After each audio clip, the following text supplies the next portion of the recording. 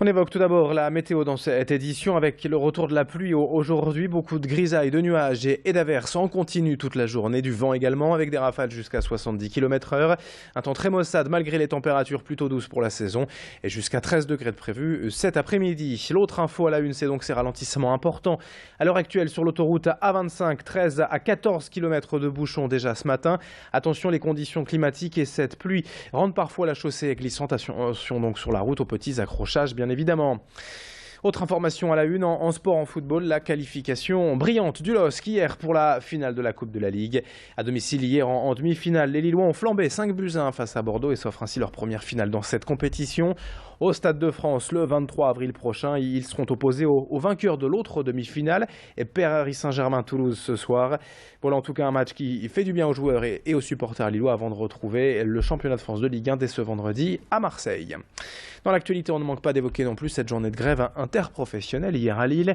Les enseignants, fonctionnaires, taxis, pompiers et contrôleurs aériens étaient mobilisés avec plusieurs défilés dans les rues de Lille. Des barrages filtrants autour des gares Lille-Europe et Lille-Flandre. Un tiers des vols annulés à l'aéroport de Léquin et d'importantes difficultés de circulation sur le périphérique Est hier en début d'après-midi. À noter selon la Voix du Nord que 2 conducteurs de VTC auraient été agressés hier par des chauffeurs de taxi. Aujourd'hui, la situation devrait nettement s'arranger, mais on surveille ça de près et bien évidemment. Et on vous tient informé. En attendant, je vous propose d'écouter un employé des finances publiques hier sur la Grand Place. Ses explications sont sentiment par rapport à l'actualité. Au micro de Xavier Silly. Les finances publiques, c'est les impôts et le trésor. Je rappelle, c'est plus de 1100 emplois qui ont été supprimés en 13 ans dans le Nord, rien que sur le département du Nord. Et c'est plus de 30 000 emplois supprimés au niveau national. Donc clairement, des impacts très importants pour les collègues au quotidien, mais surtout pour les usagers. Et c'est pour ça qu'on distribue aujourd'hui un petit tract pour alerter sur la situation qui est vraiment, moi je le dis, c'est une situation catastrophique pour les finances publiques. L'actualité en bref également avec cette information, la visite d'Alain Juppé aujourd'hui à Calais. Le maire de Bordeaux et candidat à la primaire des Républicains est attendu ce matin sur le site d'Eurotunnel.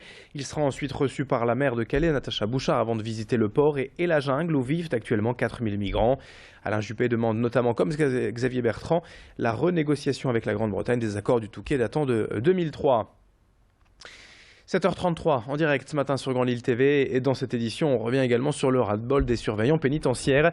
Il y a quelques jours, le 18 janvier, un couteau était retrouvé dans la cour de la prison, un énième colis balancé depuis l'extérieur, symbole en fait de l'insécurité régnante au sein de la prison.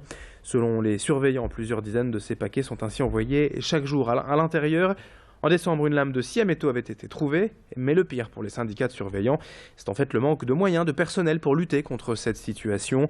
Les fouilles sur les détenus ne seraient aujourd'hui plus autorisées, sauf en cas d'accusation formelle.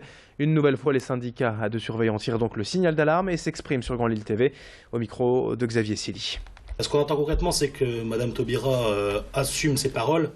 À l'issue de l'évasion de 2013, elle nous avait promis de sécuriser l'établissement. À ce jour, il n'y a rien qui est fait. On nous donne de plus en plus de missions avec de moins en moins de moyens. On sent les parachutages au quotidien. Le flicage des agents est permanent, alors que pour les détenus, il n'y a rien qui est fait, quoi. Ils font vraiment ce qu'ils veulent sur l'établissement. Et nous, on a de plus en plus d'obligations et on a de moins en moins de temps pour le faire. Il faudrait plus de personnel, il faudrait beaucoup plus de sécurisation des lieux. Et à ce jour, les établissements pénitentiaires, même en état d'urgence, sont complètement laissés à l'abandon. Ici, il n'y a rien qui est fait, quoi. On est vraiment laissé à l'abandon. D'autres images encore dans cette édition pour évoquer, je vous le disais en titre, le retour de la tournée Danse avec les stars. Toute la troupe de l'émission à succès repart sur les routes de France et sera au Zénith de Lille du 5 au 7 février prochain. Alizée, Priscilla, mais aussi Chris Marquez ou encore Ryan Bensetti. Les figures emblématiques du show sont de retour sur scène et comme à la télévision lors des primes, le public et le jury vont jouer un rôle capital. Chaque couple en fait se produit sur scène le temps de 2 danses avant de recevoir les notes et les appréciations du jury. Mais à l'arrivée, c'est le public présent dans la salle qui vote pour son couple favori. Glamour, performance et interactivité avec le public, voilà la promesse de ce spectacle du 5 au 7 février au Zénith. Présentation avec les stars Alizée et Chris Marquez rencontrés par nos journalistes. déjà, je suis bien. Voilà, j'ai un bon prof qui m'aide à apprendre. Franchement, voilà. merci, c'est oui, gentil. voilà. Parce que je donne tout pour Alizé, moi. Donc j'ai un bon prof. Et puis surtout, les danseuses, c'est les copines. Elles sont là, toujours là pour m'aiguiller, essayer que je me sente bien et que je sois pas ridicule à côté d'elles, parce que j'ai quand même je pense, je sais pas combien d'années en retard. Voilà, quelques années de retard. Et puis si Chris me fait confiance, c'est que je suis capable de le faire. Donc c'est que du bonheur. Ce qui se dégage sur scène, c'est la vérité en fait. En dehors de la scène, on est comme ça en fait. Ça se voit là, on n'est pas sur scène, on n'a pas de paillettes, on n'est pas maquillés, mais on est en mode déconnade. On est trop content d'être ensemble et voilà. Ouais. Et puis encore une info en musique, en bref, le concert des Eagles of Death Metal à Lille est finalement reporté, prévu au Splendide à Lille le 24 février. L'événement est donc reporté au lundi 7 mars. Les billets achetés restent bien sûr valables pour cette nouvelle date. 7h36 en direct, tout de suite à suivre la météo et l'infotrafic avec, vous le savez, je vous le disais en titre, d'importants ralentissements ce matin sur l'A25, 13 à 14 km de ralentissement. On en parle en détail dans une poignée de secondes.